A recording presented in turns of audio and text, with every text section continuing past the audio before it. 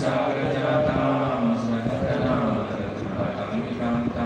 सजीवं साद्वैतं सावधूतं परिजनासहितं कृष्णचैतन्यदेवं श्रीराधा कृष्णपादां सकला ललिता श्रीविशाखान्वितां हे कृष्णकरुणा सिन्धु दीनबन्धो जगत्पते गोपेशा गोपिकान्त राधा नमोस्तुते तप्त काञ्चना गौराङ्गी राधे वृन्दावनेश्वरी वृषभानुसुते देवी प्रणमामि हरिप्रिये वाञ्छाकल्पतरुभ्यश्च कृपा सिन्धुभ्यैव च पतितानां पावनेभ्यो वैष्णवेभ्यो नमो नमः। जय श्री कृष्ण चैतन्य प्रभु नित्यानंद श्री अद्वैता गदाधर श्रीवासादि गौरभक्तवृन्द हरे कृष्णा कृष्ण कृष्ण हरे हरे हरे राम राम राम हरे हरे। ओम नमो भगवते वासुदेवाय। ओम नमो भगवते वासुदेवाय। ओम नमो भगवते वासुदेवाय। ओम नमो भगवते वासुदेवाय। ओम नमो भगवते वासुदेवाय। ओम नमो भगवते वासुदेवाय। नारायणं नमस्कृत्य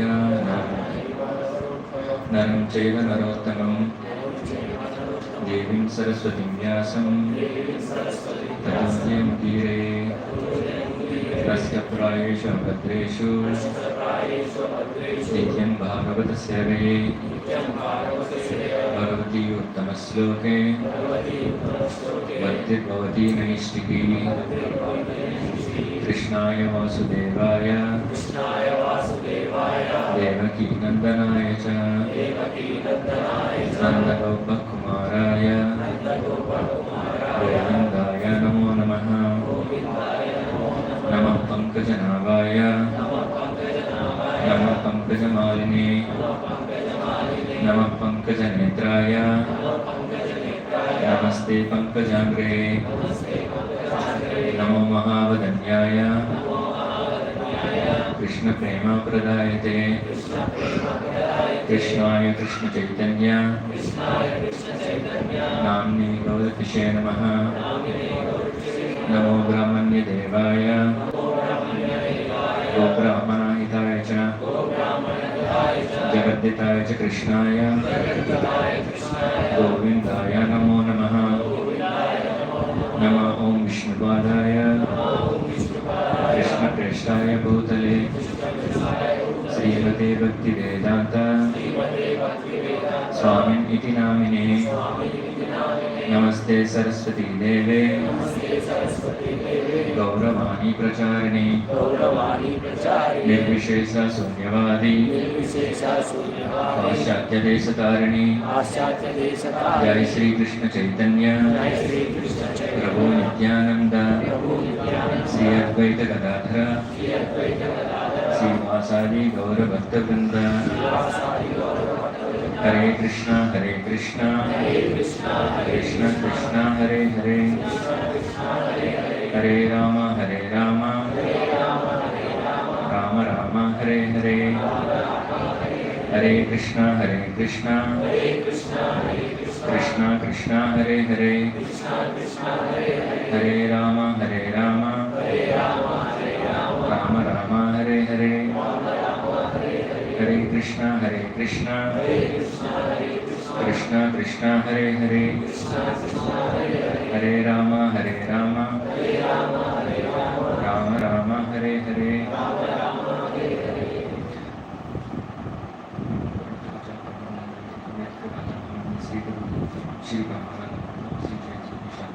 ओम अमृतम सर्वास्थान शुचि Shri Vishnu Shri Vishnu Shri Vishnu.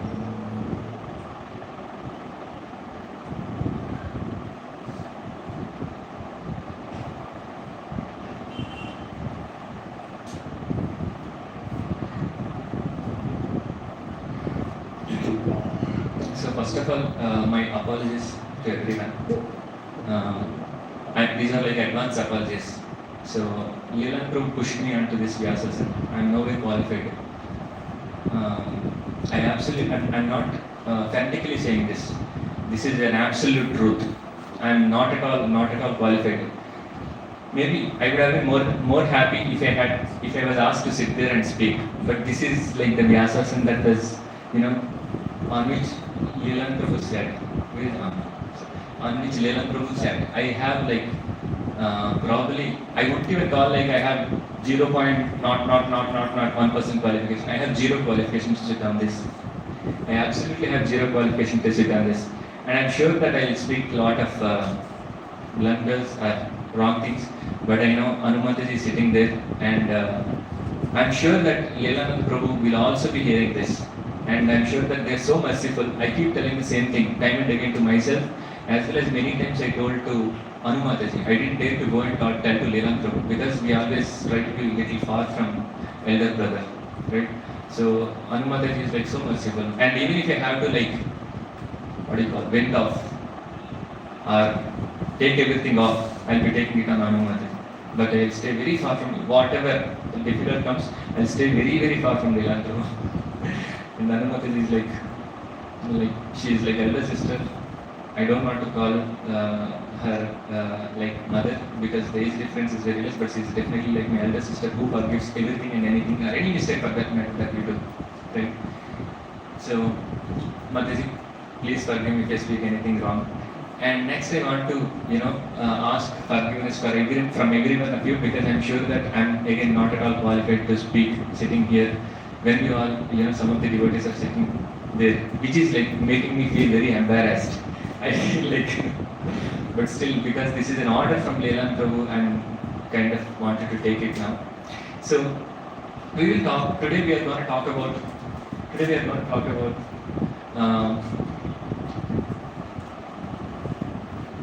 Today we are going to something. Looks like something shape. Something is here. So today we will be talking about the importance of Diwali. Awesome. Looks like something there. Maya is playing with me because my Shikshaka Leland Prabhu is not here. That's okay for my okay, it's gone. Okay. So what we'll do is today we will be talking about the glories of Diwali. So Diwali is celebrated for multiple reasons. When I say multiple reasons, there are three major reasons why Diwali is celebrated. Why these slides come up over there? Let's talk the reasons why we celebrate Diwali. Majorly, there are three reasons why we celebrate Diwali.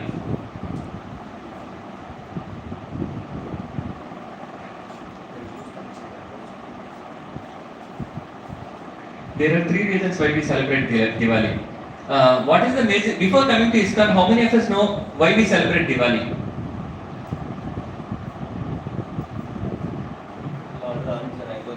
Yes, that is something that is usually celebrated in the north. There are two more reasons why we celebrate Diwali. Mataji, you are a lioness. That's why you remember about another lioness.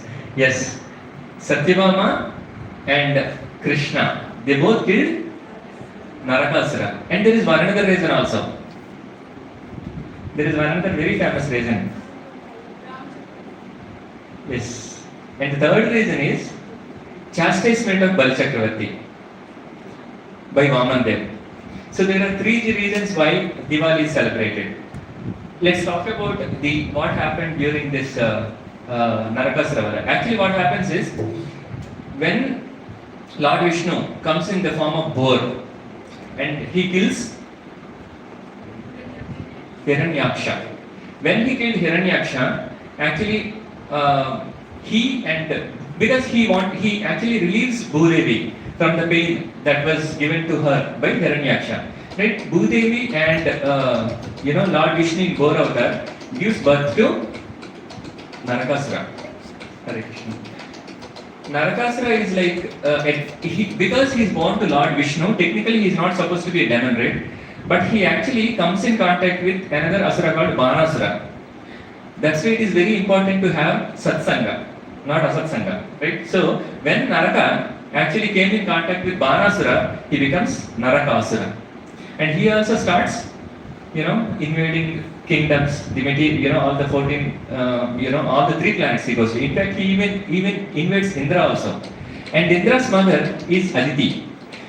This Narakasura kidnaps all the 16,000. He kidnaps 16,000 girls, and he as well takes earrings of Aditi. Aditi is mother of Indra, right? He even takes earrings of Aditi. Now Aditi is in, usually earrings are, there is a lot of prominence to earrings. I'm not going to go into the details of it, but usually the jewels, not the material jewels, usually the earrings, the pierced nose thing and all they wear, right? They actually represent their husband. Actually, women wear all these ornaments. Of course, nowadays in material world or in Kali Yuga it is to flaunt off, but actually they were the symbols of how healthy their husband was. That was, if a woman is wearing more and more gold, it means that her husband is very healthy and wealthy. So basically, women represent the wealth of the entire dynasty, right? So when the earrings were taken, Aditi's earrings were taken by Narakasura. Aditi becomes so angry, but she cannot do anything because even Indra got invaded, right?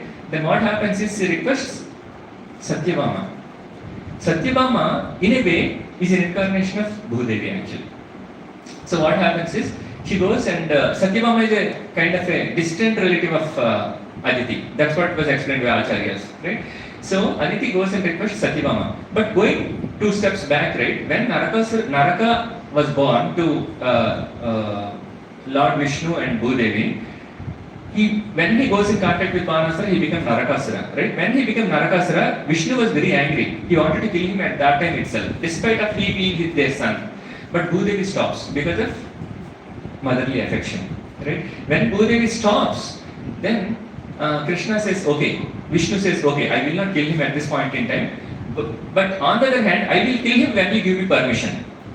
He is ready to kill, but upon the permission received from Bhudevi, right? So Satyabhama and Lord Krishna, they were peacefully, doing their pastimes. That's when Aditi gives a call, and tells, this is what has happened. My earrings were taken over by Narakasura, right? And on top of that, Narakasura kidnaps the 16,000, right? So then both Satyabhama and Krishna becomes very angry. So they announce a world war on Narakasura.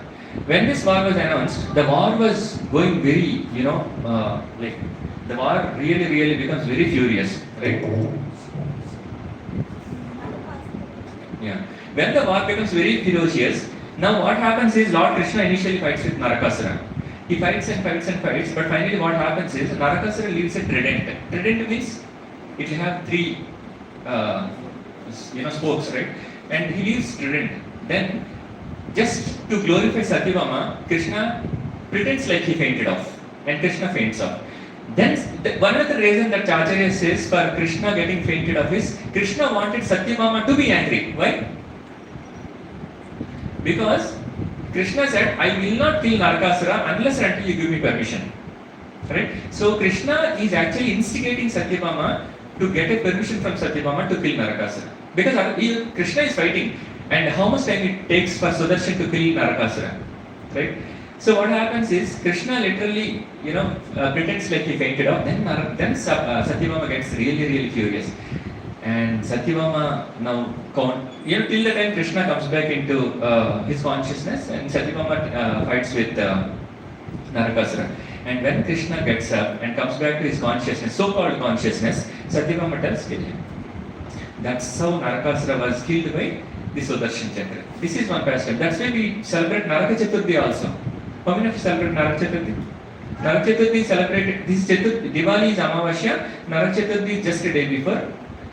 Right? So that's how Naraka Chaturthi was celebrated. Right? And then this is one of the story. And the other story is Bali Maharaj story. Let's talk a little bit about it. That story is something that we all know, right? Bali Maharaj lives in Sutala. He was not in Sutala before, right? He actually invades, even Indraloka also. The same story goes with Bali Maharaj also. Right?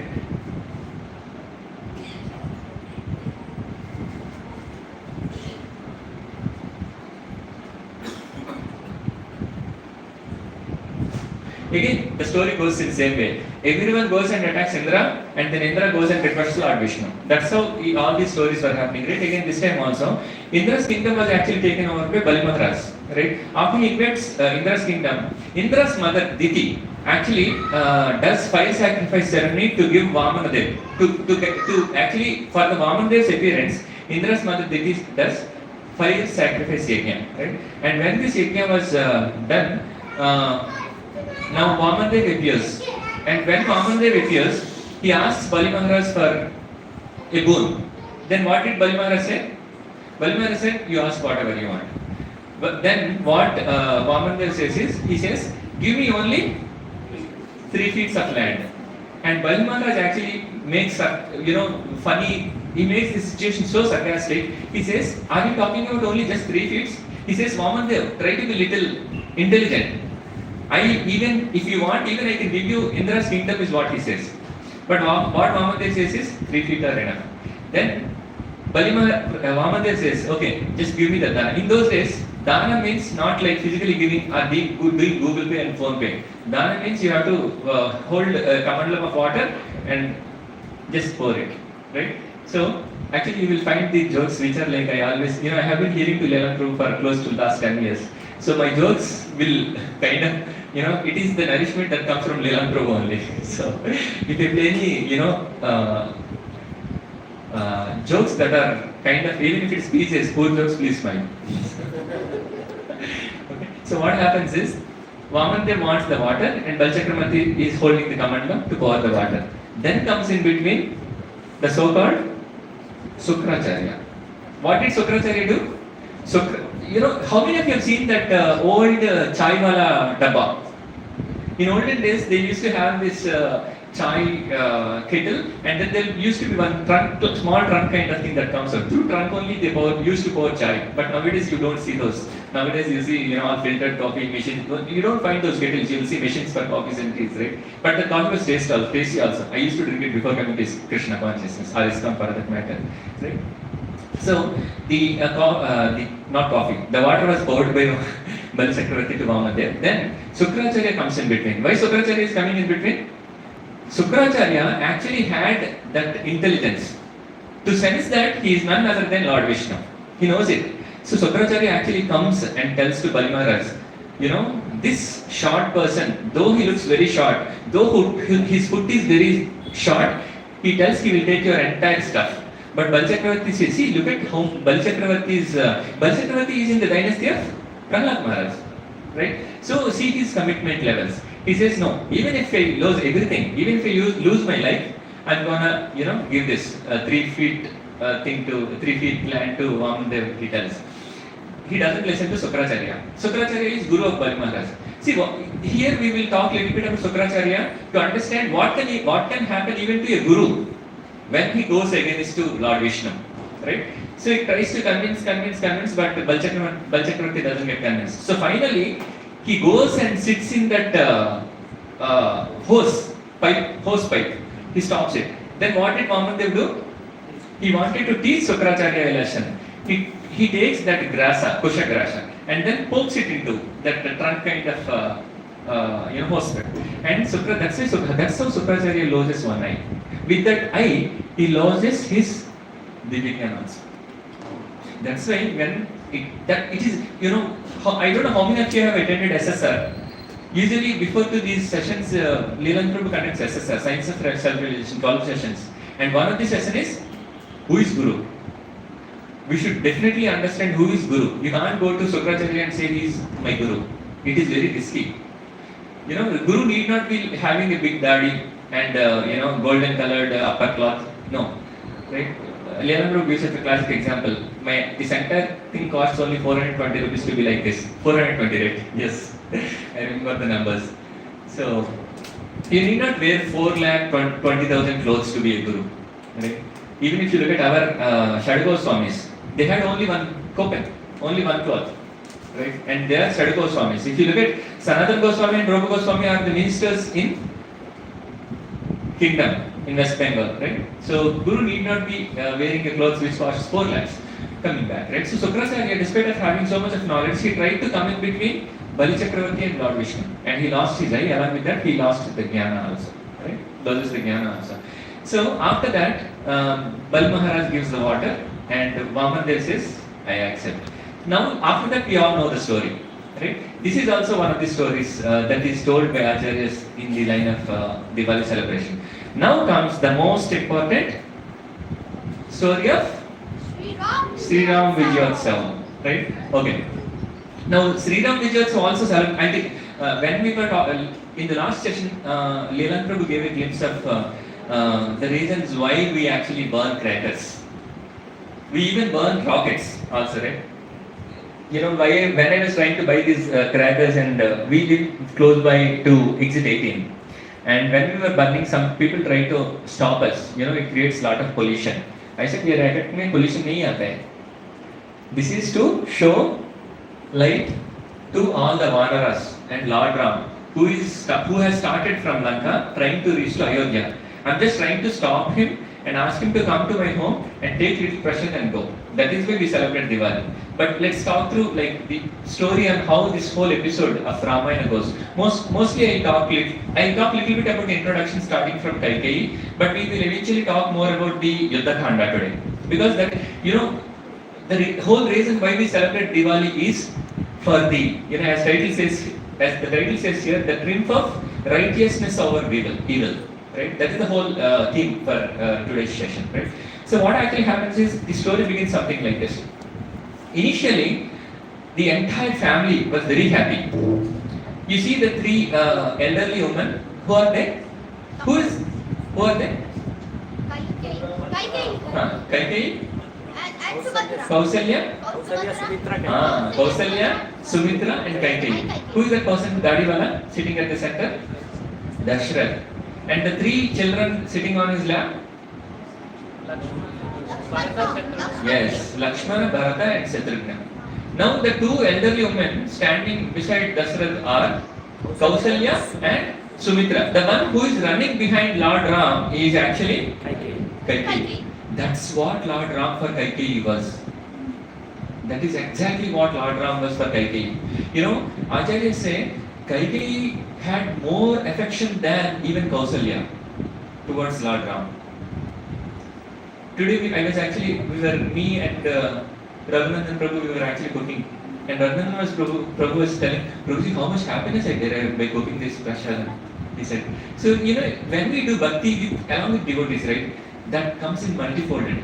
But on the other hand, if there is something if there is a disturbing situation, that never becomes multifolded if more people comes. It becomes anything, whether it is bhakti or yukti or rakti, anything becomes multifolded. That's why we have to be very, very careful when we do things in groups. Right? So, as a family, they were enjoying it a lot. And Kaikeyi was enjoying Ram's association a lot. Right? And suddenly what happens is, this is an important thing we need to pay attention here. So, how many of you have felt that, you know, the person or the neighbor is flourishing more than me, despite of me doing a lot of hard work? We all have that tendency, right? We all have that tendency. But when you go deep in Krishna consciousness, we want the devotees to flourish. When we dance for the Lord, right? When the kirtan happens, you know, when earlier we used to have these satsangs in green grace. How many of you were part of the green grace satsangs? Probably how much we used to dance? Right? We used to hear, actually there are more and more devotees, maybe the space is not sufficient, but you remember, right, Mataji? Prashanti Mataji, you remember, right? How much we used to tell them when they were happening in green grace, right? So we literally used to dance like mad when we were doing satsangs. So when you dance like mad for the Lord, then the envy goes. You may be thinking like, okay, even I have that envy, you know, why is my neighbor? Why always my neighbor gets good lottery, gets good promotion? And this hinders our bhakti like anything. Wherever there is envy, if you have envy, your heart will be rock solid. Your heart is a rock if you have envy. Right? If you want to make your heart fertile and soft, the first thing that should go out, the last thing that should go out is envy. Before that, pride. Pride and envy both have to go out, without which your heart will not be softened. And you cannot have the fertile land for the Bhakti Lata Bija to actually sprout out. right? So the envy has to go out. What is envy? What envy is nothing but why my neighbor. That's all envy is. The same thing happens here also. Now Kaikeyi is so happy with Ram that Manthara could not see it. There are two explanations given by Acharyas. The first explanation is Manthara is nothing but our mind. Kaikeyi is our intelligence. Right? When the mind tweaks the intelligence, you get polluted. That is one explanation. And the other explanation is here Manthara is nothing but again the person who is envious of the happiness that actually when if you go and read Ramayana, right, most of the times it's so explained that Manthara wanted Bharat to become the chairperson. No, that is not true. The only one reason why Kaikeyi wanted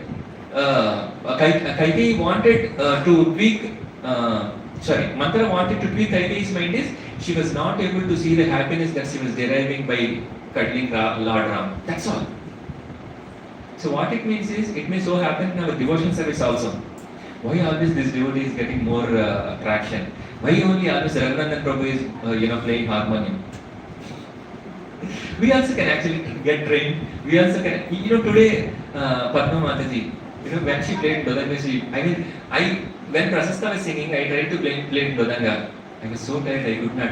And I don't know how Mataji gets so much of energy to play Dodanga for so long. Right? So when you are blessed by the Lord, obviously you will get the traction. And when you get the traction, or attraction, or attention, right? You don't look for that attraction. When you look for the attention by Krishna, that's when you will get that attention, traction, and attraction. It's very important to understand, right? So here, if you look at it, what happened is Manthara could not see Kaikeyi being so happy in the association of Lord Ram, right? So what happens is Manthara actually Manthara actually weeds Kaikeyi's mind, saying what? I can't see Lord Ram. She doesn't say I can't see Bharat not getting the chairperson position.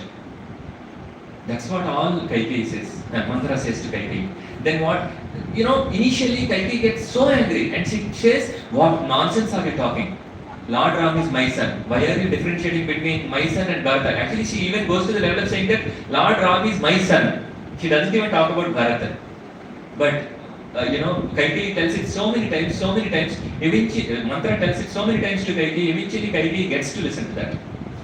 So this is another lesson that we all need to learn. It is always very important to stay in the association of devotees when you wanted to flourish in devotion service. And you will definitely be given that intelligence to understand what is satsang and what is asatsang. Now the association of Manthara is satsang or asatsang? It's asatsang. Now the association of Lord Ram, Kausalya, Sumitra and all these things are satsang. Right? When we spend more time with asatsang, right? One day or the other day, the asatsang is nothing but the power of Krishna says, Mama Maya Durutyaya. Maya is nothing but, he's the one who actually instigates with that asatsang. Right? Even Krishna says Mama Maya Durutyaya. So we need to be very, very careful in terms of whom we are associating with. Right? Of course, even your mind can also give you asatsang. But the mind, how does mind get that asatsang? Through the five senses.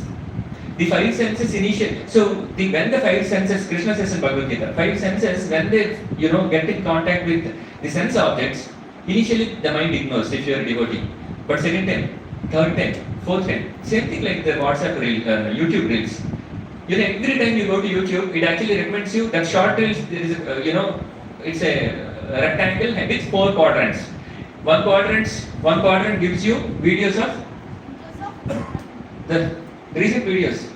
His Holiness Radha Swami Maharaj in Mayapur, that's the first quadrant videos that you'll get. And the second quadrant is technology. Did you observe? I'm not actually trying to, faking it. It actually happens. You can open now your YouTube, you see it. The rectangle will have 4 quadrants. One quadrant, top left quadrant, this is the artificial intelligence that they're putting in YouTube.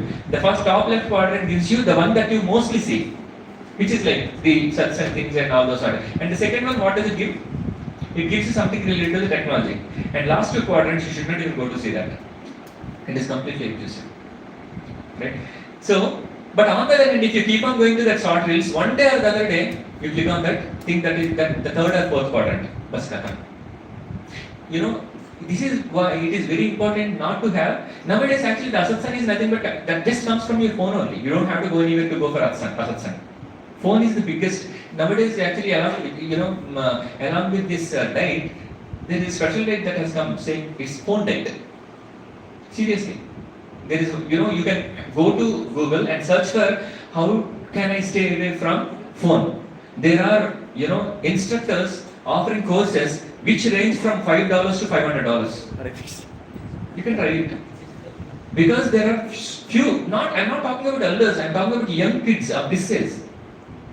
They're so addicted, you take the phone, they go mad. Right? So the asatsanga need not be just the non-devotees, it could as well be your phone also. Right? The biggest problem with asatsanga is, asatsanga makes your heart more and more rock solid.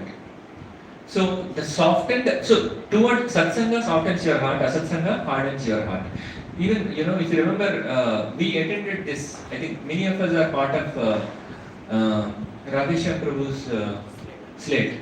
That day Radheshyam Prabhu was talking, you should be very careful even when you are buying food, when you are getting food from grocery store to your home. Even the person who brings the food also puts some consciousness in the food. So it is important to eat food cooked by devotees or cooked by family members who loves Krishna.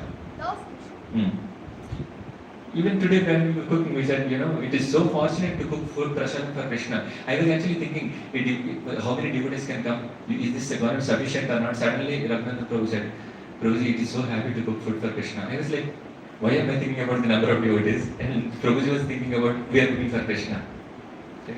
So it is important to actually not to order groceries in Blinkit, Big Basket and all answer, because the guys who actually bring it with the mode of getting benefits. I'm not saying don't order, but yeah, if you're like at a level of Radheshyam Prabhu, definitely you can not order from Big Basket, not order from Blinkit, and then you can go and buy yourself. When you buy, you can actually think that you are buying it for Krishna. Yeah, right. So the asatsanga is something that we have to really avoid. Otherwise, it can actually, our devotional service can completely go to collapse.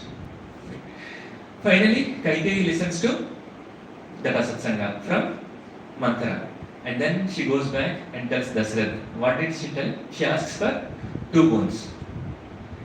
And Dasarath Maharaj, during marriage with Kaikeyi, he gives 2 boons. And what Kaikeyi says is, I will ask these 2 boons when I actually need it.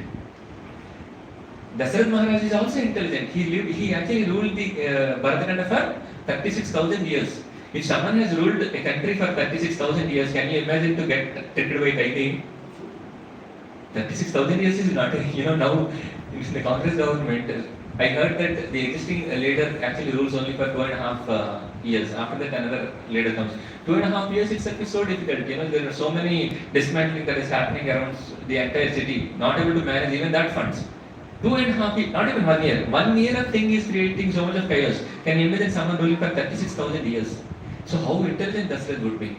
Such an intelligent person got trapped by his wife. And what were the 2 boons that Kaikeyi asked? She says, the first boon is, yes, Pattabhishekam should be done for Bharat, and Ram had to go to exile for 14 years. Do you know why she asked for 14 years?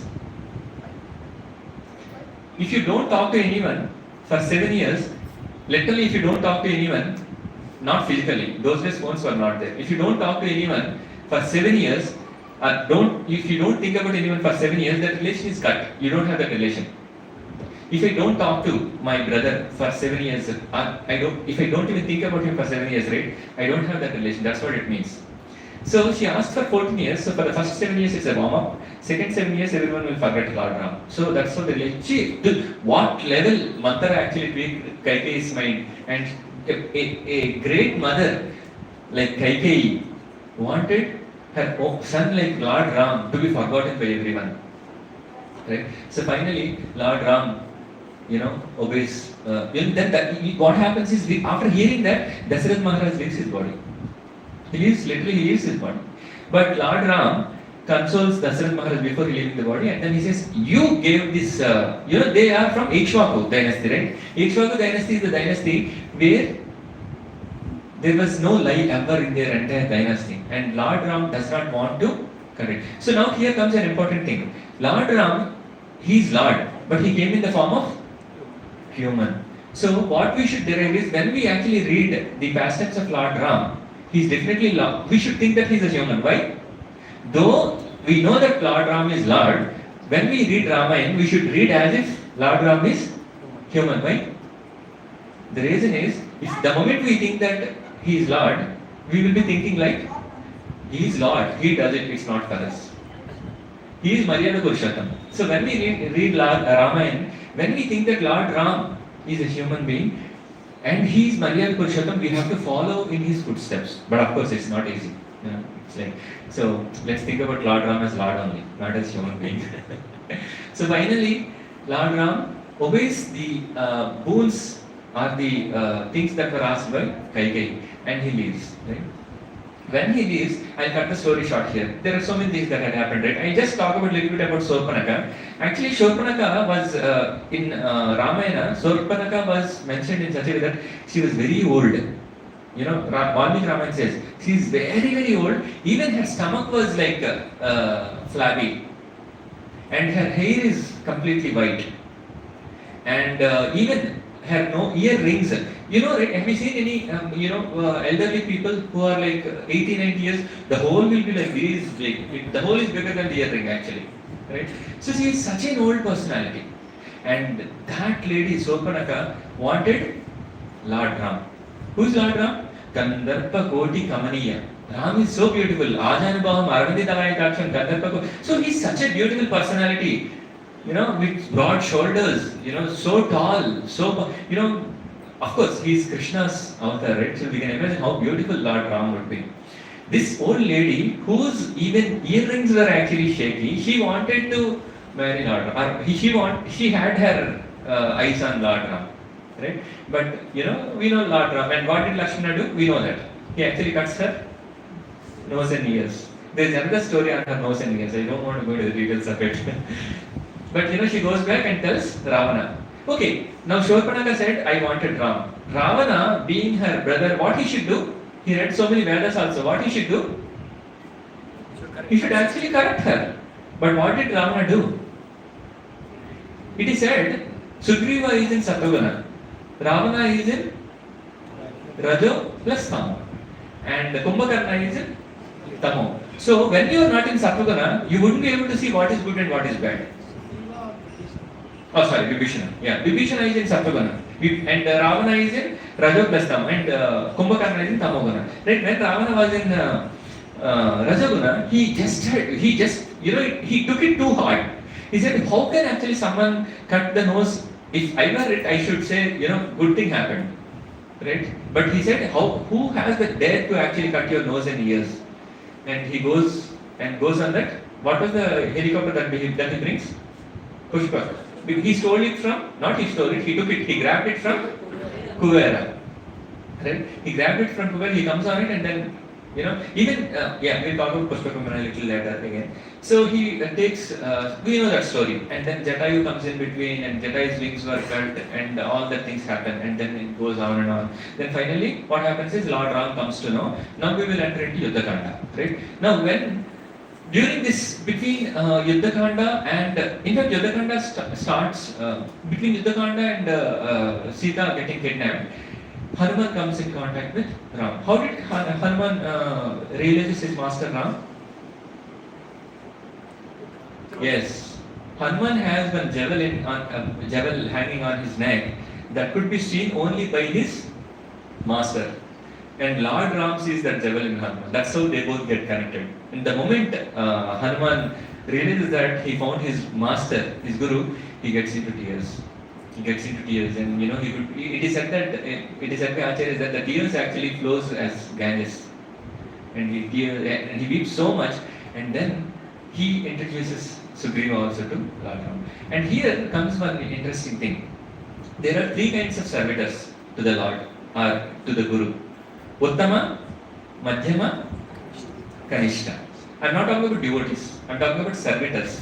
Uttama, Madhyama and Kanishta. We all know what Hanuman did, right? So the one who is Uttama will be if, if Guru says, go and get, samosa for me, Krishna Prasad samosa for me, this servitor goes and brings Shapan Bhog.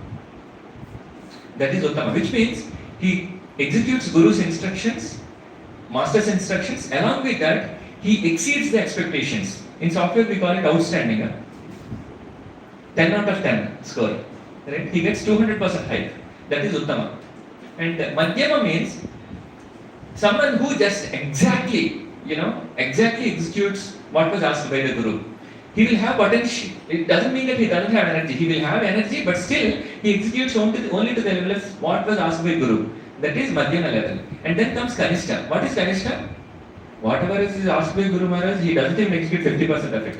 Despite of having the resources. Of course, Guru never asks you services more than what you would actually do. Right? So now, which category Hanuman falls in? There is a saying in Telugu, "Chusi rammante kalchi vachade." Right? But again, Uttama servitor, he doesn't execute out of his own whims and fancies. He executes knowing the heart of Guru. That is Uttama. Right? So we can actually talk a little bit about what happens with Hanuman. Right? It is a very interesting story with Hanuman. Actually, when Hanuman comes to know, in fact, this Sugriva and Jambavan and Hanuman, Angada, all these Vanaras, right? They go in different directions. Of course, Jambavan is not Vanara. Right? So all they go in different directions. When they go in different directions, they don't find. Finally, they find that Sita is towards the south. Sitama is towards the south. Then now, to go towards south, they actually literally searched everything but except for the south Lanka, right? They understood that it is in Sitama is kidnapped towards south, and kept in Lanka. Now, how do we cross? Because there is a big water body in between. It is very, and how long is that? 100 yojanas, Shata yojanas. Now everyone is in distress now, right? Everyone comes here and everyone is in distress. Now what happens is no one wants to go because Jamban is very old and Sugriva doesn't have that energy. Angada is the one who has energy as close to as Hanuman but not as powerful as Hanuman, right? So everyone actually tells Hanuman, it is your master's job. It is the service of your master. And everyone praises Hanuman so much he releases his energy. Then Hanuman takes the responsibility of Swami Karyam. Swami Karyam means master's service. When he takes Swami Karyam, what he does, now he is all set. The power of Hanuman. What is it that gives power to Hanuman?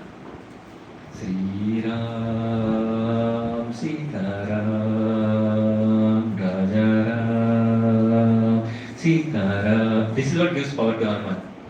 Right? So Hanuman is set to actually go to Lanka. Now what he does, he actually becomes Purva Vimukh. Purva Vimukh means he actually stands towards the east. When you start any work, right, you can usually people even look for east facing houses. Why? When you go to office, you wanted to start from east. After that, whatever it becomes west, south, doesn't matter many times. So he even carefully chooses, because Lanka is towards south, but he actually faces towards east and then starts. When he starts from a place like a big mountain, he stands in a mountain and then he starts. When he starts, he actually springs the earth. When he springs, it is explained like I can't explain in words. How it happens is when he presses the mountain to jump over, it so happens the mountain literally collapses, and it is said that the mountain is made up of diamonds and jewels.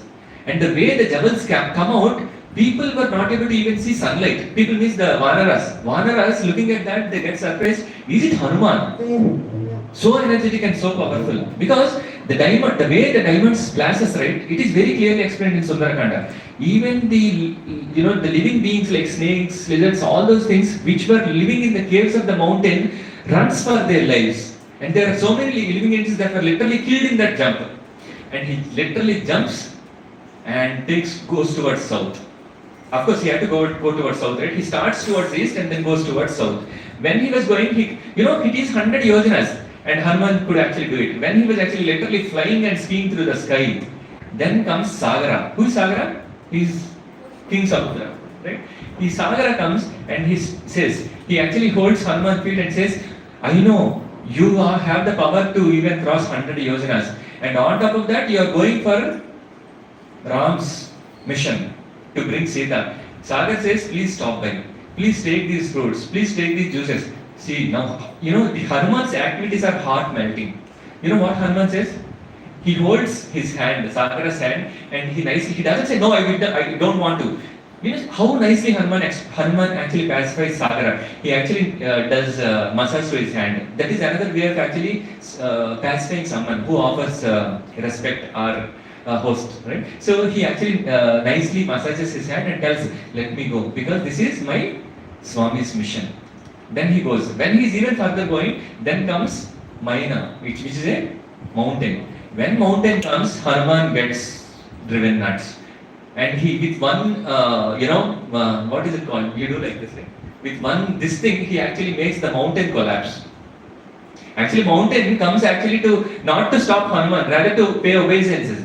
Then mountain falls off and tells, your father, Vayu, Pavana is, I'm a great friend and devotee of because these mountains were helped a lot by the Vayu, right?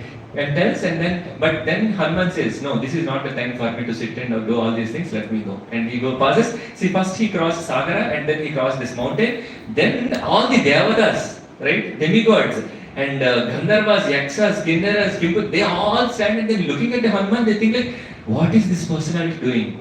He's literally skiing. He's going, he is son of Vayu, right?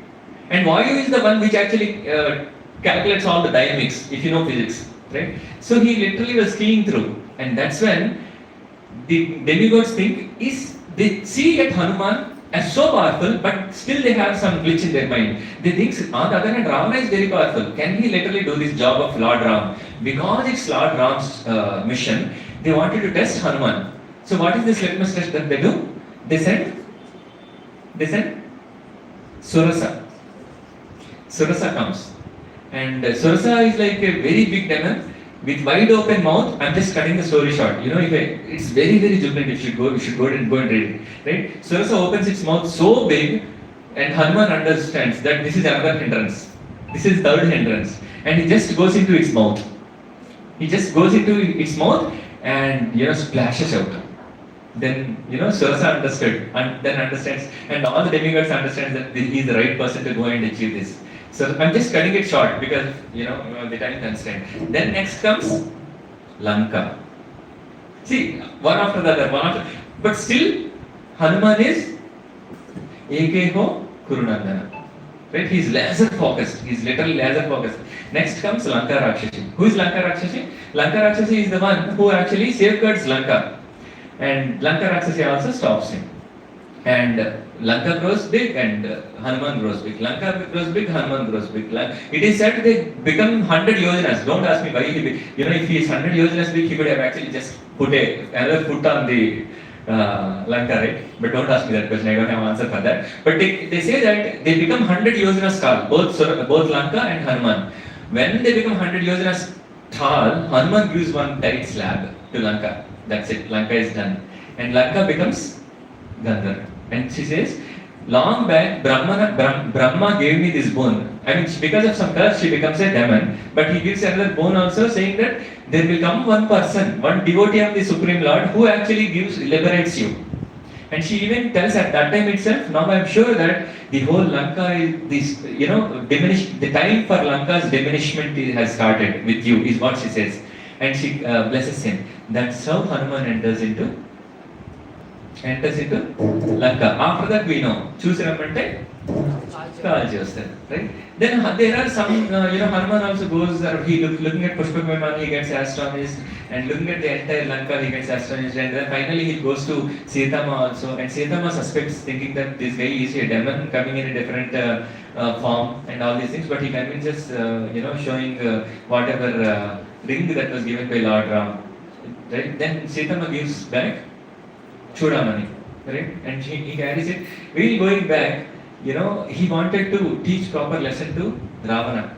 Then we know what all he does, right? He actually literally, sets fire to the entire Lanka. Then he was captured. He gets captured. It's not that he was captured. Indrajit captures him, and then takes him to Ravana's premises. And Ravana tells, why did he come? Then he tells all these things. You have to better go and pay obeisances to Lord Ram and surrender to Ram. But what did Ravana say? He says no. And even after that, interestingly, Angada also comes. How many times Ravana was given a chance? Next, Angada also comes with a message. But this Angada comes after Rama and entire Vanaras comes to Lanka. We'll go there, right? So Hanuman, after setting the fire, then there is a discussion that happens, and finally, even at that time also Sugriva tries to convince him, don't meddle around with Ram because he is the supreme personality of Godhead, and Ravana doesn't listen. Finally, what happens is, I'm just trying to cut the story short. So Hanuman goes back with another jump to southern part of India. Then he tells, Sita Mai, what? One another interesting story here. A devotee or a disciple of a master or guru exactly knows the mind of guru. Immediately after Hanuman came back to Lord Ram, what was the first thing that Hanuman said? Did he say like, I did it? Sorry. Did he say like, yeah, I did it? What did Hanuman say? Yes. He said, Amma is fine. That's what this is, Hanuman is very intelligent. Hanuman knows the mind and heart of Lord Ram. When he gives, it is so nicely explained that he goes and directly gives Chodamani to Lord Ram and he says, Sita Mai is safe. And Lord Ram could not see the Chodamani. Do you know the reason? Why Lord Ram could not see the Chodamani? His eyes were filled with tears. He could not see the Chodamani. That's the kind of affection Lord Ram has for Sita Mai. Right? And now the next thing is the plan to go to Lanka. Now how do they go to Lanka? That's another question. So Ram says, I don't have anything to give to you now. Ram says to Hanuman, you brought my life back, but I don't have anything to give you back. All that I can give you is a place in my heart. And he hugs Hanuman. And now the next episode is they get ready for building the Varadi. Right? I'll just go a little fast here. Now here also Lord Ram wants to cross over. Then this again the Sagara doesn't give the path. He waits for 5 days. He doesn't give the path. Then finally Lord Ram gets angry and then he takes one astra. Before leaving it, Lakshman stops him. And then that's when even the Sagara gets trembled. He got tremors and comes out. Please forgive me. I'm in another service. I could not come out. And then he says, whatever stone that these Vanaras put in, Advara put, it will eventually become, it will float. That's how they even build that. And then we know the story of squirrel and all, right? So when we do service, the intent of the service is very important. Bhavagrahi Janardana. It doesn't matter whether, Leonard Prabhu always says, right, sitting on Vyasasan is another service, cooking is another service, folding the mats is another service, when devotees comes, taking care of them, way the honor Prashadam is also another service. Right? Every service is equally looked same by the Lord because He is. But when we do that service, we should not do many karre service. It should not be like that. Right? We should be when we should do it with the mode of Trinadapi Sunicana. We should be like a small grass of blade. Right? That's the mindset with which we should do service. That's when the Lord will look at us. Right? So all these, now what happens is, it is said that Hanuman and Angada, they do carry Ram and Lakshman, and rest all walks on that bridge. Okay, and then they cross that bridge. After crossing the bridge, finally what happens is, before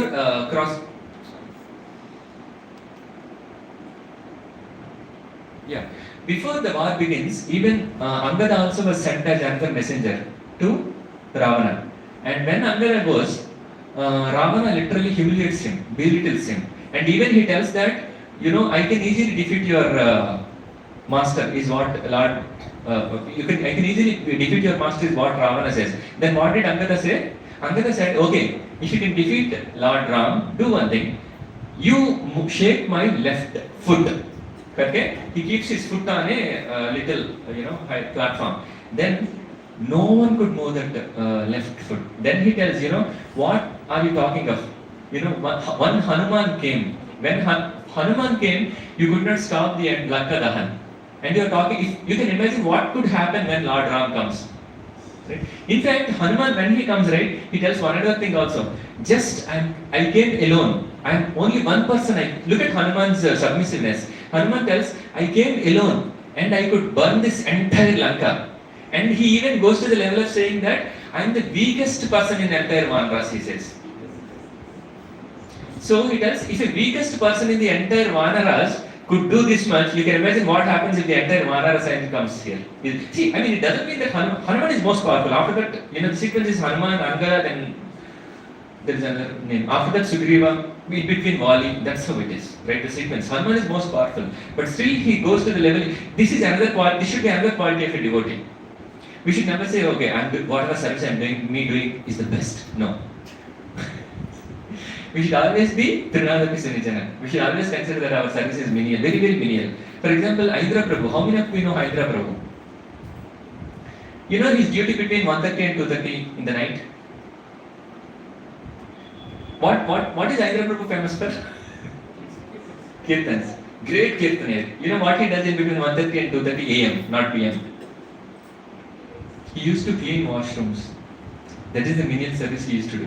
Now, small mridanga and kartal I played and I feel like, So when we do services, right, we should keep one thing in mind, that we are doing it for the Lord and the satisfaction of Vaishnavas and, Shiksha Guru, Diksha Guru. We are doing it only, whatever activity that we do. If we are doing it thinking that I want attraction and attention, devotional service is gone. It happened in my personal life. I am very shameless in telling that. Never ever focus on that attention and attraction factor. Because attention and attraction implies and implied by, in mathematical terms, implies and implied by envy and pride. Very, very important. That's why we should be like, even if you have intelligence and power like Hanuman, you should be like Hanuman, who said, I'm the menialest servitor of Lord Ram. This is how we should be when we do bhakti, devotional service, right? So then finally what happens is, Angada's words also they throw it back. Then finally the war begins. And when the war begins, I think the slides were kept here. The war was, the war that happened between Vanaras and Ravana army is very, very interesting here. What I'll do is, I will not go into details of all the fights that had happened, but we will briefly talk about the war happened between Kumbhakarna and Rama and Ravana and Rama, right? So finally what happens is, everyone comes together on both the sides, both Rama side and Ravana side. And on Ravana side what happens is, many demons were killed. Many demons. Rama did not even enter onto the screenplay. Many demons were killed. And it is said that in the beginning Hanuman kills the demons in such a way, there are 3 segregations of demons' dead bodies during the war. The 3 segregations, how the segregations happened. When these dead bodies, when the demons were killed, there are 3 kinds of vultures came to eat. Vultures between 10 to 30 years, or 10 to 40 years, and 40 to 60 years, and 60 to 100 years. The demons which were killed by Hanuman, the demons which were killed by Lakshmana were eaten by vultures which are young. Why? Lakshmana is completely goal focused. He is not killing everyone. He is half killing demons. He is half killing the demons because he is in the mission. He wanted to just slice off the entire demon army. Right? He is half killing. Half killed demons are difficult to eat by vultures, old vultures. So the vultures which are like age of 30 years, which are powerful, are coming and eating those things. And those vultures, those demons which were killed by the rest of the Vanaras, were eaten by the vultures which were between 40 and 60. Because the 40 and 60 can at least chew it. But the demons which were killed by Hanuman, they were smashed like anything because these old vultures, they didn't have teeth. So they just swallow that. And whichever demons, he said when Hanuman was taking the trunks of the trees and hitting it, you can't even see where the demon is. Why is he killing them like that? Prabhu, you say something? Paste. Yeah, paste. Pachadi.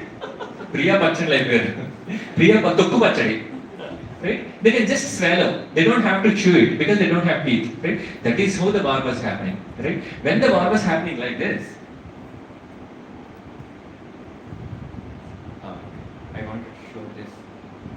Yeah. Now what happens is this war Ravana could not handle it. Then what happens is Ravana tells everyone go and wake up Kumbhakarna. Then they try to wake up Kumbhakarna. How did they try to wake up Kumbhakarna? They play bugles and drums and elephants, and then they bring that shulas, tridents, and then try to poke, but Kumbhakarna is not getting up. Finally they bring, huh? Yeah. And it is explained that the food is meat and flesh and blood. He gets up because of the smell. He's not meant for eating prasadam, right? Like us. We get up when we have a smell of prasadam. Till then you may be very weak, sleeping, but when somehow you find ways to get up when prasadam smell comes, right? At home I'm saying. So he smells that stinking smell and then gets up. And when 6 months he sleeps, 6 months he gets up. When someone is sleeping for so long, they get so hungry, he gets up and then eats everything. And even the Rakshasas run far from him because he as well tries to, and every time Kumbhakarna grabs 200 to 500, whether it is demons or anyone, humans, 200 to 500 demons he can actually put in one punch and then eat. That's what was said. Right? So he was eating like that. And then he gets up and then finally he goes. When he goes, Ravana says, he asks Ravana, hey, Endukle Paul. He asks his elder brother, why did you wake me up? Then Ravana tells, you have to do me a favor. He tells, I have to go for a war. Kumbhakarna says, no, you tell me the entire story. Though he is in Tamogana, see his intelligence. He asks, tell me the entire story. Then he tells the whole story. Right? When he tells the whole story, he talks about Setama. Then he actually scolds Ravana. Even Kumbhakarna scolds Ravana. He says, what kind of idiot you are? You first did some nonsense and on top of that you came here and woke me up. He scolds, literally scolds. But then, you know what Ravana says? Ravana says, see, whatever I did, I didn't wake you up to actually criticize me. I woke you up for you to help me. If you can help, help. Otherwise, get lost. Go and sleep, is what he says. Look at Ram and look at Ravana. When Lakshmana was, for a short duration he was killed, right? We know. Then Hanuman brings Sanjeevani and then he gets up. For a short duration Lakshmana was killed. When Lakshmana was killed, till the time Rama was fighting left and right. His memory is so strong, he could actually just chant the hymns and every arrow he takes out, he was able to chant Sakyastra, Vishnastra, Narayanastra, Brahmastra. He was able to chant and take the astras. But this time what has happened was, he was not able to even remember astras names. His bow, his hand was trembling, he was not able to even handle the bow. That's the kind of affection he had towards Lakshmana. Right? That's why it is said Rakta Sambandham. Right? Only your brother is someone you can say Ara Gera Ore. That is the kind, that's why blood relations are very important. But unfortunately those relations were also taken apart now. But look at what Ravana was saying. Ravana is saying, I will not have any relation with you if you don't help me. First of all, you did a nonsense, stupid thing. On top of that, you are asking your brother also to help you in that. See, the mindset of Ravana. If you are in a mindset of Rajaguna, you don't even care for your relations. The relations become superficially exploiting relations. You help me, you are my brother. If you don't help me, you are not my brother, is what Ravana says. But Kumbhakarna says, okay, whatever, you are my brother, I will do. Then comes Mahodara. Mahodara is another brother of Ravana. Mahodara says, let's not go and fight. He's a kind of a coward. He knows Rama's power, Lord Rama's power. He says, let's not go and fight. What we will do is, 5 of us will go and then we will fight. When we fight, I'm sure that Ram and Lakshmana will actually give us back. We will get bloodsheds on the body. All 5 of us will try to fight. With that bloodsheds, let's come back and tell Ravana that we fought so hard. And Ravana, looking at our bodies and bloodsheds, he will give us a lot of gifts. And when he gives gifts, usually when we give gifts, there are musical instruments that were played. See how nastily Mahodara was thinking. He says, when the bugles and drums were played during the ceremony of we receiving gifts from Ravana, Setama will think that Ravana is dead. And then Setama can actually surrender. What kind of thought process these demons have? This Mahodara says, then Setama will surrender to, anyway Setama thinks that she has no other resource, so she will surrender to Ravana. Then Ravana says, you tell me that you are scared of Ram. Why are you telling all this nonsense to me? If you can't fight to Rama, don't fight, is what he says. Then Kumbhakarna says, okay, shut. We all will go and then fight. That's when Kumbhakarna goes. When Kumbhakarna goes for fighting, right? It is explained so ferociously. When the arrows were hit, Kumbhakarna, as I said before, he actually literally takes 200s, hundreds and hundreds of vanaras and just swallows. Literally he swallows. Right? I'm not going into details, but the war was explained so nicely. So well. And Kumbhakarna is swallowing, and some vanaras who were swallowed are coming out of his ears. Some vanaras who were swallowed are coming out of his nose, flying out. Finally, what happens is he even swallows Sugriva. He actually catches Sugriva and he keeps his under his arm and he goes back. Now Hanuman wanted to save Sugriva, but Hanuman does not save. Why Hanuman does not save Sugriva? It's more important. Is he envious of Sugriva? He wanted Sugriva to die. Hanuman thinks Hanuman wanted to wait till last minute. The reason being, if Hanuman goes and saves Sugriva, it means Sugriva is deficient than Hanuman. That's why he doesn't save Sugriva. He waits till the last minute. Then finally, what happens is Sugriva, then Varun gives rain. Then Sugriva comes into consciousness. Then what he does, from his under the arm, he actually jumps onto his shoulder and then bites his both ears and nose. Just one nose and 2 ears, when bitten, the blood that was shedding is like flowing like red, canals and canals. And in that blood, there are so many vanaras and demons that they were just going in that blood. And he becomes so ferocious. And look at Sugriva's Swami Bhakti. He doesn't stop there. He even tears apart his stomach. And then, Kumbhakarna becomes even ferocious. Now, when he becomes ferocious, he comes and tries to fight with everyone and anyone. He becomes so ferocious. He kills thousands and thousands of vanaras. Some vanaras he swallows. Again, those vanaras comes out of ears and nose and then flies here and there. Finally, Lakshman gets irritated. Lakshman comes and starts fighting with arrows. And when Lakshman was fighting with arrows, he leaves Shakti Astra. Shakti Astra is very powerful. And what happens with the Shakti Astra is, Shakti Astra literally pierces through Lakshman's chest. And Lakshman goes dead. Then Angada and Hanuman and Sugriva brings Lakshmana to Lord Ram. Till then Ram was fighting left and right. When looking at Lakshman, I was actually telling the same thing sometime back, right? Looking at Lakshman, he leaves his bow. He starts, weeping. His intelligence is gone. He was not even able to remember all these things. So finally Hanuman, again, final result is Hanuman. He looking at Lord Ram's pain, he tells, Swami, give me permission to go and bring Sanjeevan. When he goes, he doesn't just bring the Sanjeevan plant. What did he do? He takes the entire mountain and brings it. Right? Then it is, I think it's Shusha or something, the doctor's name, I forgot. Shushain, yes. Shushain, he actually takes the Sanjeevan plant and then makes juice out of it and gives back the consciousness to Lakshman. Look at Hanuman's service attitude. And he doesn't stop there. Then Lakshman gets up, right? He comes into his consciousness. When he gets up, he doesn't say, hey, Batkara, my ICU, oxygen cylinder ekkada undi. He doesn't talk about where is my oxygen, where is my ICU. He tells, where is Raman? Look at Lakshman's consciousness. I want to go and kill. Then Ram says, please take some rest. Now when Lakshman comes back to his consciousness, now things are done and dusted. Lord Ram becomes so ferocious. Right? He goes back and uses Vayuvi Astra. When he uses, initially even Ram also actually leaves so many astras and Kumbhakarna doesn't shake. And then he leaves Vayuvi Astra. With Vayuvi Astra, he cuts, Vayuvi is one of the directions, northeast. No, Agneya is northeast. Vayuvi is southeast, I think. He leaves Vayuvi Astra to cut his right hand. When his right hand was cut, that one limb, when it falls, it kills thousands of demons and vanaras. Look at what kind of body he has gotten. Right? And with Aindrastra, he actually takes off his left limb. Even after loading both the hands also, he was actually stamping with his foot to kill the vanaras. Right? When he was doing it, Ram becomes even ferocious. He actually leaves arrows which are, half moon shaped arrows. They literally cut his limbs.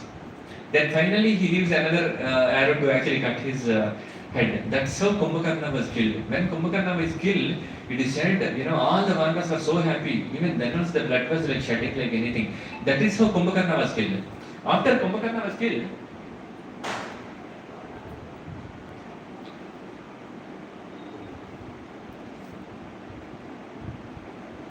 Yeah, then comes finally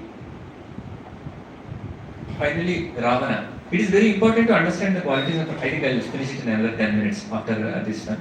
So finally, when Ravana comes in, look at Ravana's qualities. He wanted. So when Kumbhakarna was killed, Ravana gets fear of his life. Even a person like Kumbhakarna, even a demon like Kumbhakarna is killed means his heart is shaken because everyone's energy levels goes down. They think that okay, ये तो गया, आज तो हमारा हो गया, क्योंकि even Kumbhakarna was killed, right? Then what Ravana does? Ravana wanted to kill Sita Ma because he thinks because of Sita Ma, even Kumbhakarna was killed. Because he thinks, with his whatever kind of tamoguna he had, he thinks that because of Sita Ma this whole episode is happening. He actually goes and tries to kill even Sita Ma. Then Pasupati comes. He says, if you kill Sita Ma, you are doing the biggest mistake because anyway you lost your brothers, you lost your so many demons, all these demons were lost. Now you are even trying to kill Sita Ma. If you kill Sita Ma, you will get the biggest defame of killing a woman. Rather fight to Ram in tomorrow's war is what he says. Then Ravana thinks, okay, let me go and kill Rama. Then see, even after Kumbhakarna was killed, look at what all has happened. Shorpanaka's nose was cut and Shorpanaka's ears were cut by Lord Ram. Even Lord Ram killed Marichi and he killed so many demons. And with this knowledge, obviously, everyone knows that he is none other than Supreme Lord, right? His wife says, Mandadari says, with whom you are trying to middle around is not an ordinary personality. He tells this entire episode. He is the one who actually left his entire, wealth and property and entire kingdom and, just for the sake of keeping his father's words. He left his entire kingdom. You are trying to fiddle around with such a kind of person who actually did the samskara for even Jatayu, who actually killed so many demons. All this, after listening to all these things also, he is not able to understand the original personality of Godhead, right?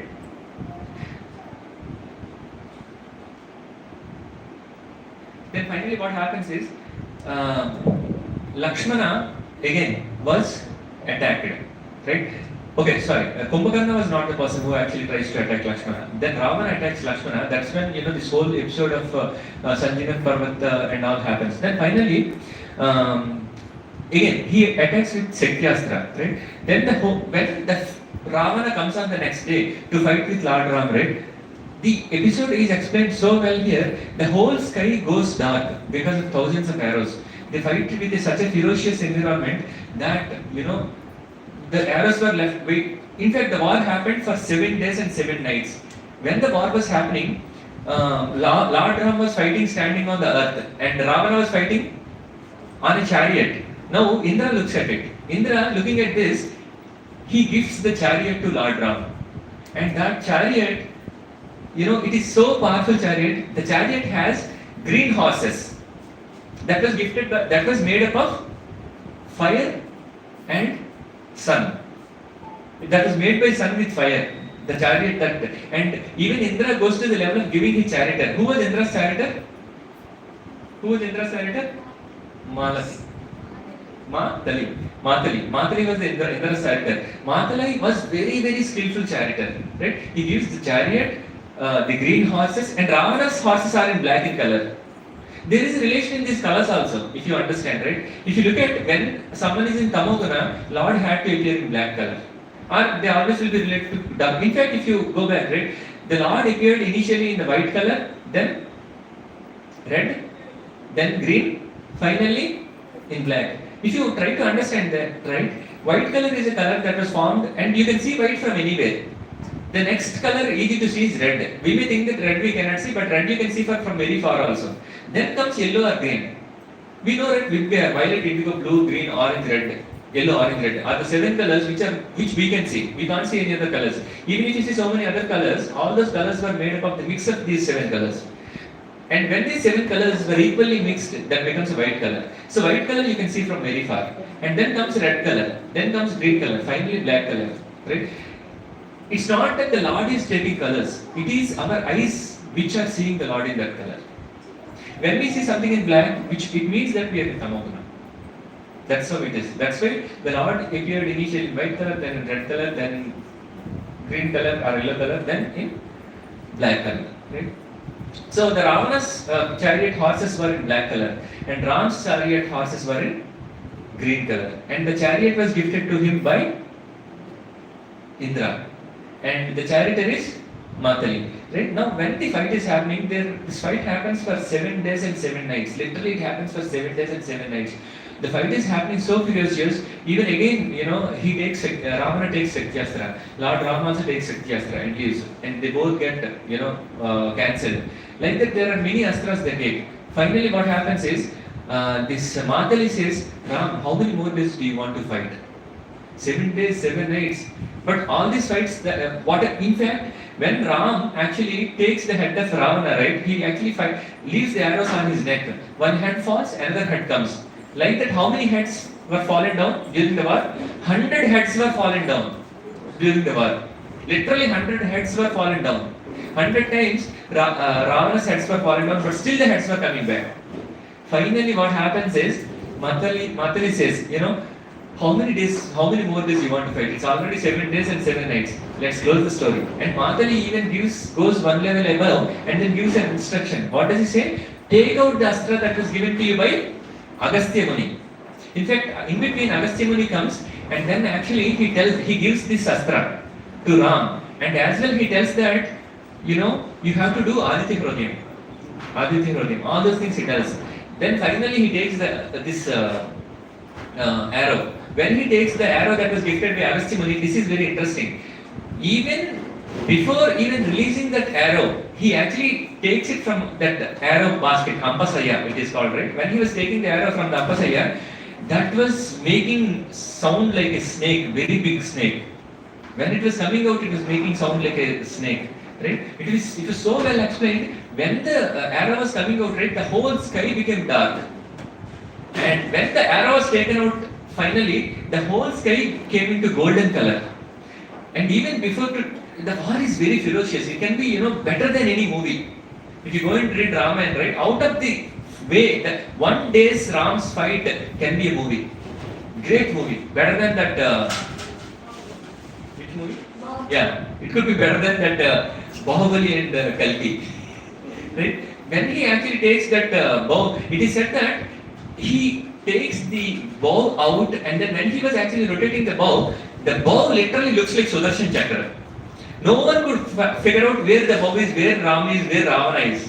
And while this war was happening, both demons and Vanaras, they stopped fighting. Why? They were watching the movie. They were literally watching the movie. So when this arrow that was gifted by Agastya Muni, so this Matali says, take the arrow and leave, then it dusted. When the arrow was taken out, the moment it was taken, and when Ram was chanting the hymns, right, the whole sky becomes very ferocious. And the general populace stops taking breath. They don't even take breath. Looking at how it is happening. Even the air was stuck. The rivers stopped flowing. The entire sky was like, just dumpster like that there. Right? So finally what happens is, before he leaving, Matali even goes to the level of saying that, hit him on between Vakshasthala and some say, Valmiki Ramayana says hit him at the Vakshasthala. Because it said that there is Amrita Bhandagaram. Some say, there is Amrita Bhandagaram, and some say that there is a line of nectar. Because if you take that nectar, Ravana will be killed. So finally what Lord Ram does, he leaves the arrow that was gifted to him by Agastya Muni. And the arrow itself is narrated so well, the arrow has wings made up of Vayu. Which means when the arrow was left, you can't even see the arrow. Because its wings were made up of Vayu, not actually with meat and flesh and blood. It was made up of Vayu. So it knows the aerodynamics. Right? It is not like a Boeing 707. It knows how to go, and even it is said that the tips were in golden color because the tips were made up of fire and sun. Such a kind of arrow was taken out. The arrow's description can be a movie. 1 hour movie it can be at least. And he leaves that arrow. And that arrow directly goes and hits at the stomach. When the arrow was hit, Ravana falls on the earth. And that's when, all the Vanaras makes such a jubilant, they're so super happy. One interesting thing here is they didn't stop the war. And when Ravana was killed, all the Asuras were running hither and thither. Why? They know there is no other, a resort for them. They were running high. They know, Abhi to gaya, pakka ye Vanras, they will kill us. Okay, they were running and running and running, but the Vanras didn't stop. They didn't think, okay, they were Uttama Bhaktas. Because they wanted to exceed expectations. 10 out of 10 rating, or 20 out of 10 rating is what they wanted from Ram. Right? And but before they going and attacking demons for a brief period, they come and fall on the feet of Lord Ram.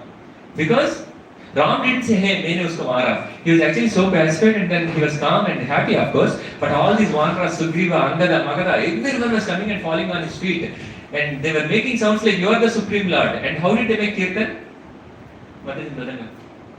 Someone, Prasasta, whoever. Please. This step, Prasasta. And when Ravana was killed, how they actually made that Kirtan? Ramachandra Raghuvira Ranadi. And here we made the other tune, right? Ramachandra Raghuvira Ramachandra Ranadi. That was the tune. But this time it is Ramachandra Raghuvira Ranadi Ramachandra Raghuvira.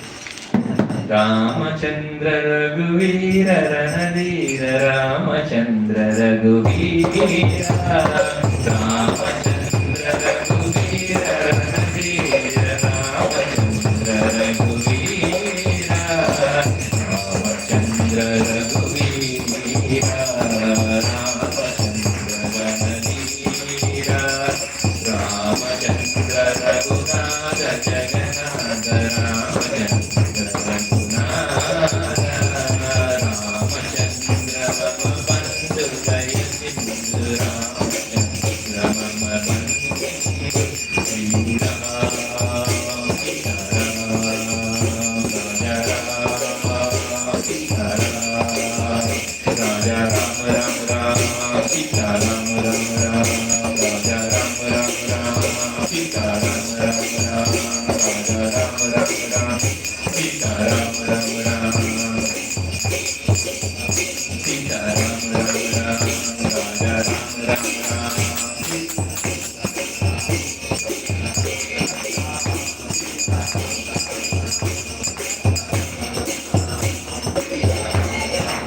They did very jubilant kirtan.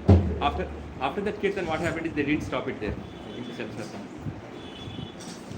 So after this jubilant kirtan, what did they do? They didn't stop there. In ecstasy, they were killing more demons now. Till then, they were actually making. Till now, Lakshmana was making decent. Lakshmana was doing decently and then going. We heard that story, right? Lakshmana was half killing, and Vanras were killing full. And Hanuman was making pachadi. But after this incident happened, Lakshmana, Vanara, Hanuman, everyone is making only pachadi with the jubilance. They were killing everyone left and right and left and right, and Asuras were running and running and running. Now Sita understood. Khatam ho gaya Ravan. Ram Lakshmana Janaki. Ram Lakshmana Janaki. Jai Bolo Hanuman ki. Ram Lakshmana Janaki. Jai Bolo Hanuman ki. Ram Ram Ram Sita Ram Ram Ram Raja Ram Ram Ram Sita Ram Ram Ram Raja Ram Ram Ram Sita Ram Ram Ram Raja Ram Ram Ram Sita Ram Ram Ram. So this is the story on how they defeated. Nothing time. That's what we offered. I'll close in 5 minutes. So now, Ravan was killed, and even the demons. In fact, Vanras wanted to kill the rest of the demons also because they don't want any single Rakshasa left on the planet. That is the reason why the Vanras, even after Ravana was killed, they went and tried to kill every single Rakshasa that they found. Then I think after that we know that Sita did Agni-Pravesh for some reason. I'm not going to go into the details of it. Then finally what happens is, there comes this Pushpak Viman. Now they have Pushpak Viman, right? Ravana is dead. So the Pushpak Viman, which was actually owned by Kubera, they get this Pushpak Viman. So when they wanted to come back, this Pushpak Viman is called VLOT. VLOT means vertical land of vertically land with vertically land off and vertical takeoff. It can be taken off, but it is not like this our Boeing, it has to go on a runway. It can be vertically taken off, it can be vertically landed. One Maharaj said its name is VTOL, vertical takeoff and landing. Huh?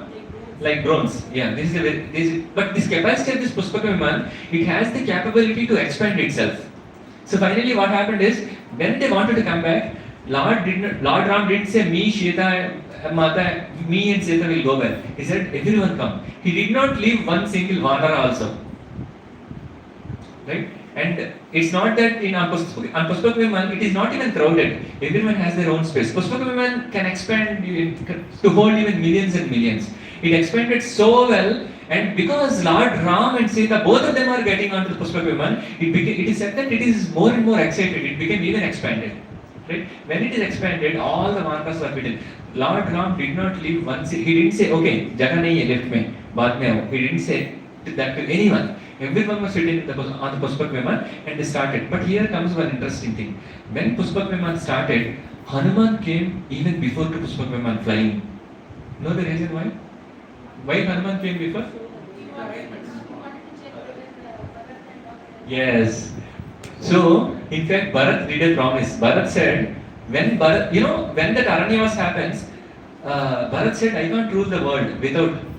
In fact, I want to tell that I forgot.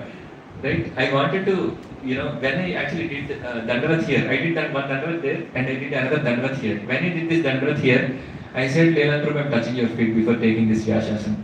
So, see how well Bharat Muni was, Bharat Maharaj is like wanted to serve Lord Ram. He comes to, when this whole episode of Ram going to Varmas happened, right, Bharat was not present. He comes back and he even scolds Kaikeyi, he even takes his sword out to kill his mother. But then, he didn't want to incur that sin. He goes to, the forest and tells Lord Ram, give me your footwear at least. So, till the time Lord Ram was coming, the entire kingdom was ruled by Lord Ram's footwear. That is what is happening right now. Leland Prabhu's feet is here. Right?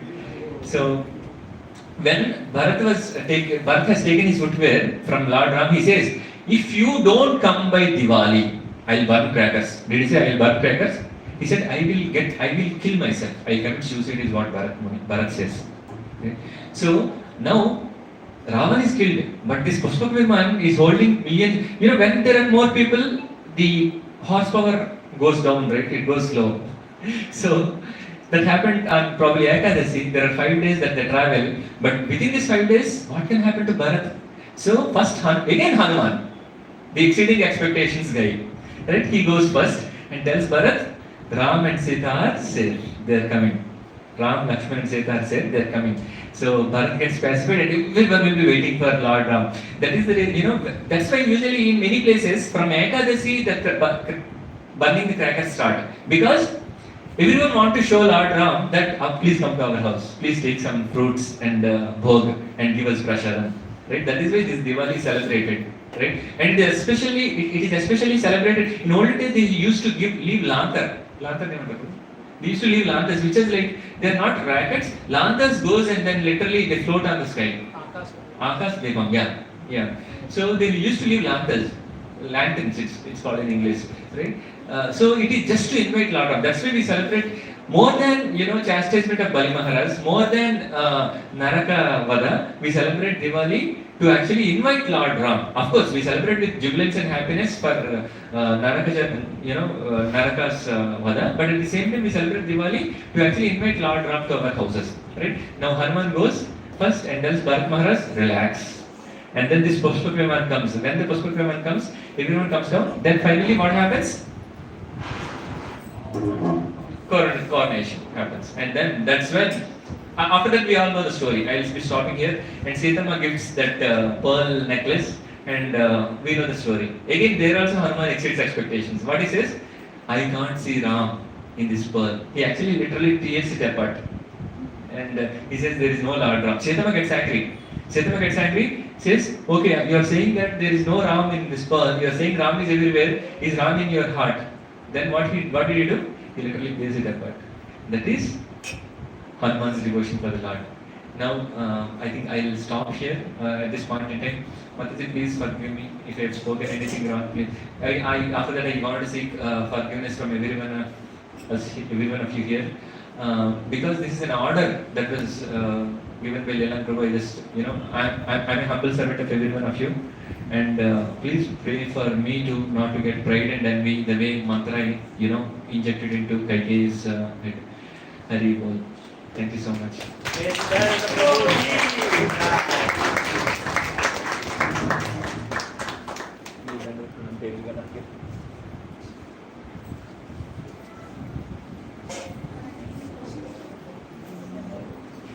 Any questions for me?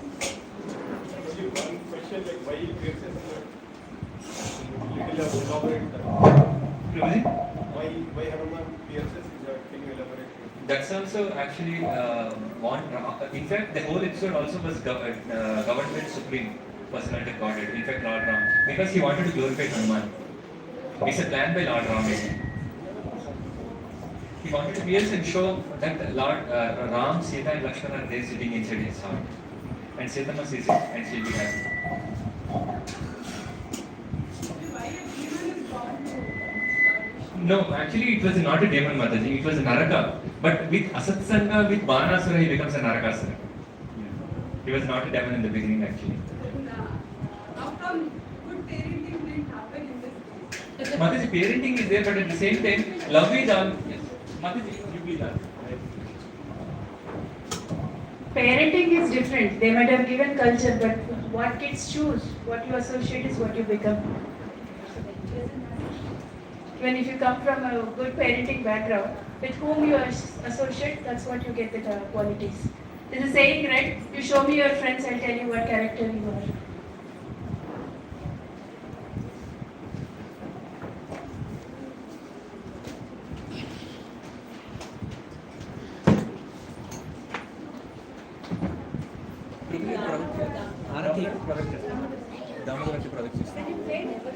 I'll project it, Mati.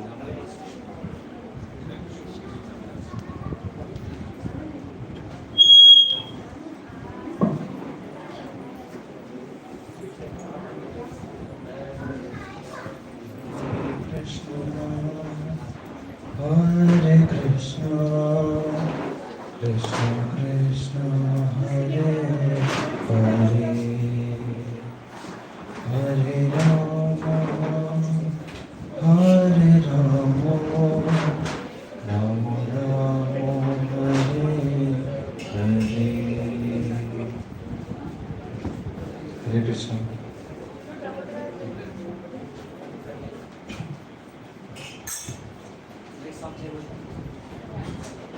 Thanks, Abhi.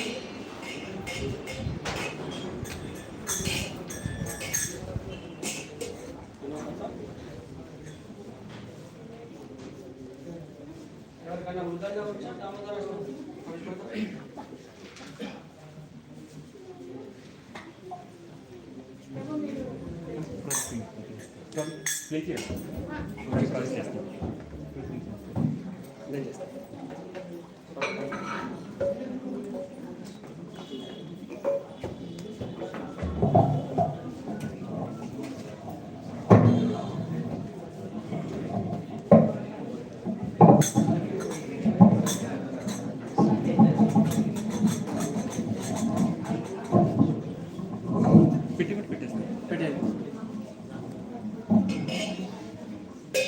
నమామీశ్వరం సచ్చిదానందరూపం లసత్కుండలం Gokhale వ్రాజమానం నమామీశ్వరం సచ్చిదానందరూపం లసత్కుండలం Gokhale వ్రాజమానం యశోదాపియోలునాలాదవమానం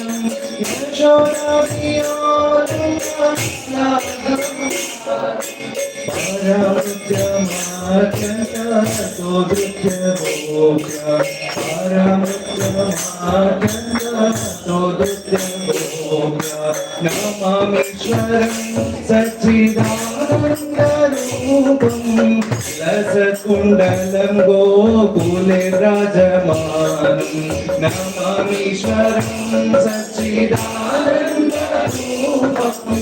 लसत्कुण्डलं गोकुले विराजमानं उदन्तमुहुर्नेत्र युग्ममुदन्तं करमोजयुग्मेन साकन्तनेत्रं रुदन्तमुहुर्नेत्र युग्ममुदन्तं करमोजयुग्मेन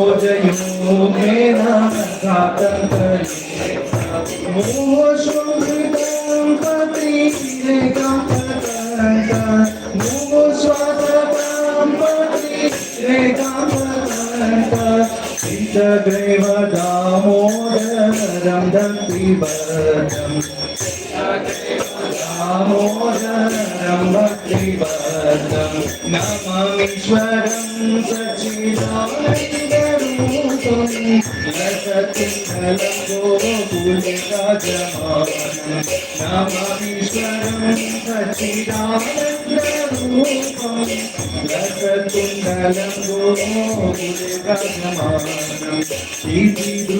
ीलाभिरानन्दकुण्डे स्वघोषं निमज्जन्तमाज्ञापयन्तम् लीलाभिरानन्दकुण्डे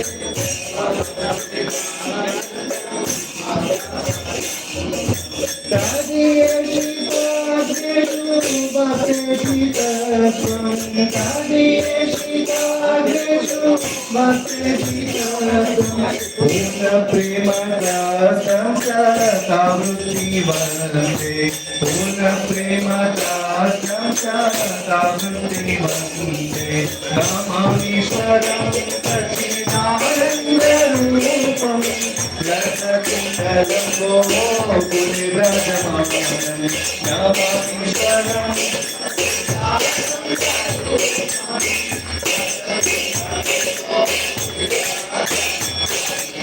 माधवेव मोक्षं न मोक्षवतीमा न चान्यं गृह्णीहं मनेशादपीह वरं देव मोक्षं न मोक्षवतीमा न चान्यं गृह्णीहं मनेशादपीह इदं देव गोपालबालम् इदं देव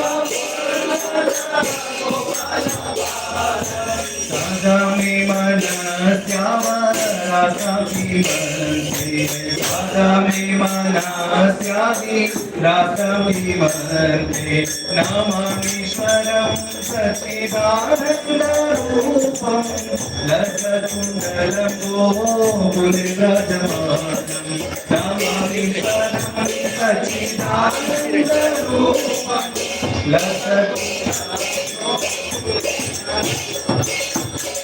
इदं ते मुकाम्भोजमत्यन्तलीनैः हृदकुन्तलैः स्निग्धरक्तैः सगोप्य इदं ते मुकाम्भोजमत्यन्तलीनैः हृदकुन्तलैः स्निग्धरक्तैः सगोप्य मुहुश्चुम्बितं बिम्बरसागरं मे मुहुश्चुम्बितं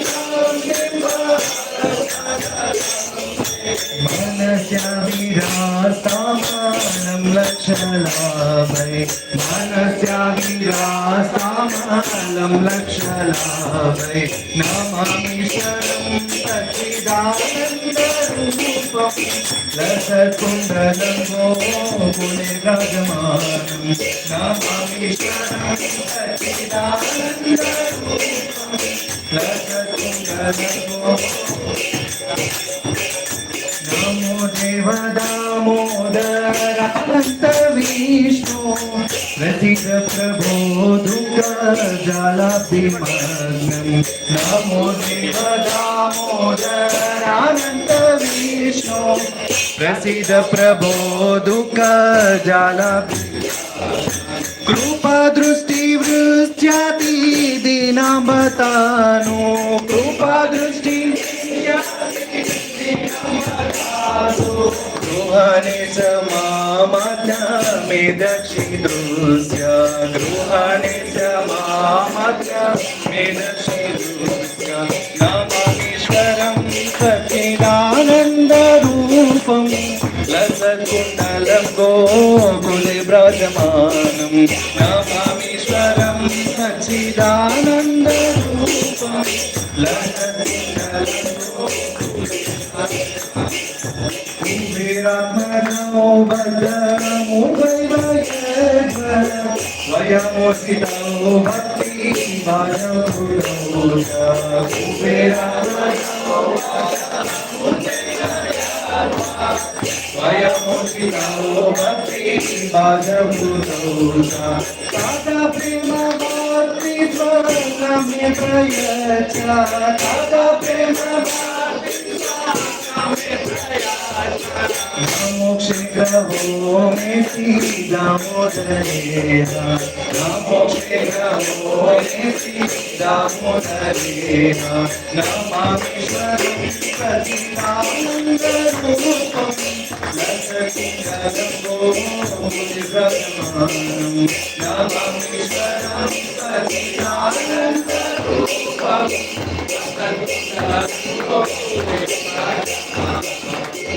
नमस्ते सुदाम्ने स्फुरादीप्तिदाम्ने स्वधियोधराय विश्वसदाम्ने नमस्ते सुदाम्ने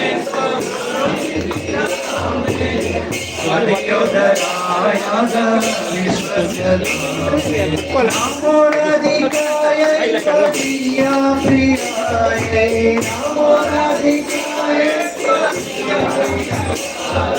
नमो राधिकाय प्रिया प्रियाय नमो राधिकाय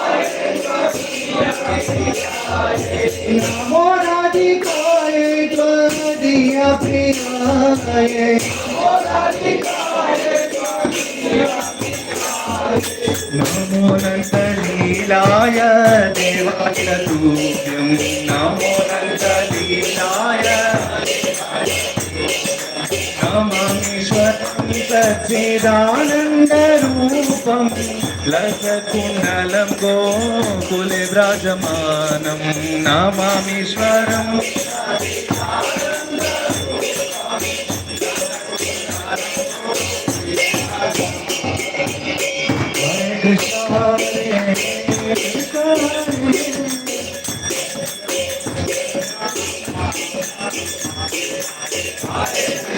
Hare